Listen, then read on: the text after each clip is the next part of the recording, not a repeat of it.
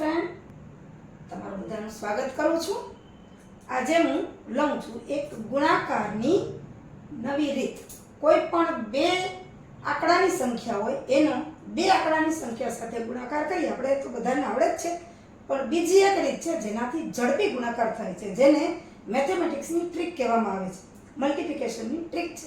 જુઓ, કોઈ પણ બે આંકડા આપણે લઈએ. દાખલા તરીકે હું લઉં છું 43 × 24 એકમનો અને દશકનો અંક છે.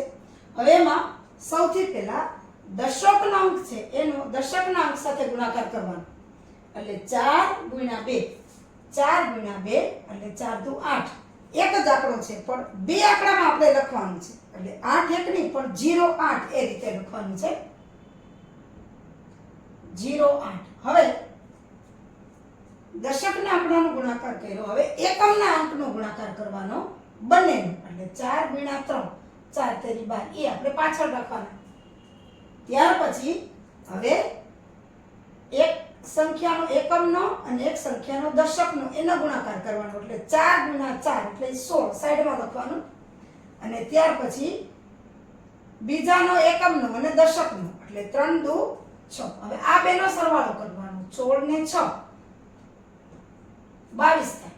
હવે આ 22 છે એનો સરવાળો કરવાનો છે. એક આંકડો છોડી અને લખવાના છે. આ બાજુથી એક આંકડો છોડીને લખવાના છે. એટલે અહીંયા 22 લખવાના છે આપણે. અને હવે સરવાળો કરવાનો. 2 2 ને 3 8 ને 2 10. આનો ગુણાકાર 43 × 24 નો ગુણાકાર 1032 આવે. બીજી સંખ્યા લઈએ. કોઈ પણ સંખ્યા લઈ શકાય. ધારો કે લઈએ આપણે 81 × 54. તો સૌથી પહેલા બેયના દશકના આંકડાનો ગુણાકાર કરીએ તો કે 8 × 5 એટલે 40. હવે એકમના આંકનો ગુણાકાર એટલે 4 × 1 4. પણ આપણે બે આંકડામાં લખીએ છીએ એટલે 0 4. હવે એક જે સંખ્યા છે એનો દશકનો આંકડો, બીજાનો એકમનો આંકડો એટલે 8 × 4 એટલે 8 ચોક 32 સાઈડમાં લખીએ. અને આના એકમનો આના દશકનો એટલે 5 × 1 એટલે 5 × 5. અહીંયા સરવાળો કરીએ. 5 ને 2 7 અને 3 37. આ એક આંકડો છોડીને આપણે 37 લખવાના છે. એટલે 4 ના 4. હવે સરવાળો 0 + 7 એટલે 7 3 અને 4 એટલે કે 43 74. એટલે 81 × 54 તમે કરો તો 43 74 જ આવે. હવે તો ઘણી બધી સંખ્યાઓ છે. હજી એક લઈએ. હવે શૂન્યવાળી એક સંખ્યા લઈએ. ધારો કે હું લઉં છું 50 × 76. શૂન્યવાળી સંખ્યા હોય તો શું થાય? એમાં પણ એ જ રીત 5 × 7 એટલે 35. પછી 0 × 6 એટલે કોઈ પણ સંખ્યાને 0 થી ગુણો તો 0 જ આવે. એટલે આપણે બે આંકડામાં લખવાનું છે 0 0. હવે 5 × 6 એટલે 55 30. અને 0 × 7 એટલે તો 0 જ આવે એટલે કે 30. 30 આપણે અહીં મૂકીએ એટલે 0 0 5 ને 3 8 એટલે કે 38. એટલે કે 50 × 76 એનો જવાબ આવે 3800. આ રીતે દાખલા આપણે કરી શકીએ છીએ. આ રીતે આપણે દાખલા કરી. હજી આપણે આગળ જોઈએ તો મોટી રકમ લઈએ તો 97 × 79 લઈએ. નવડો વધારે મોટી રકમ કોઈ પણ લઈ લો. હવે તો સહેલું છે. 9 × 6 9 6 54. 7 9 63. બરાબર. હવે 9 9 81 અને 7 6 42. આનો સરવાળો કરીએ. 2 ને 1 3 8 ને 4 12. હવે જુઓ 3 આંકડા આવ્યા તો અહીંયા તો એક છોડી જ દેવાનો છે. એક આંકડો અહીંથી લખવાનો છે 123.